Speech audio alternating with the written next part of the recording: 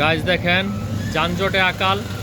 মূলত এই যে সিএনজিগুলো আছে, এই সিএনজিগুলোর জন্য রাস্তাঘাটে সবসময় আমাদেরকে ধকল পোয়াইতে হয়। তো অনিয়ন্ত্রিত গাড়ি চলে এই রাস্তাটায় সবসময় আপনার দুর্ঘটনা ঘটেই থাকে।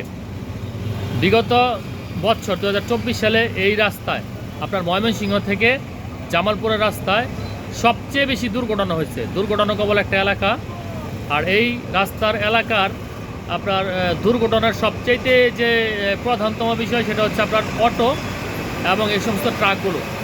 তারা বেপরোয়া চলাফেরা করে, যার কারণে আপনার দেখা যায় দুর্ঘটনা লেগেই থাকে।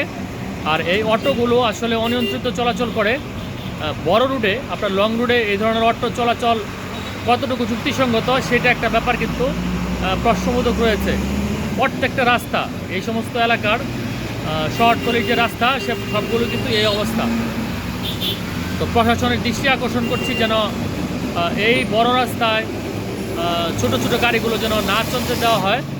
দেখেন অবস্থাটা সব সময় এখানে একটা লম্বা সময় পর্যন্ত মানুষজনকে অপেক্ষা করতে হয়। সামনে ওই পাশটা দেওয়া হচ্ছে রেল ক্রসিং, এই রেল মাত্র ট্রেন গেল, আর ট্রেন যাওয়ার সময় এই জায়গাটা সব সময় এরকম যানজট লেগেই থাকে। তো জনজীবন অতিষ্ঠ। আসলে এই বিষয়টা উদ্যোগ নেওয়াটা আমি মনে করি যে ব্যক্তিগতভাবে অত্যন্ত জরুরি।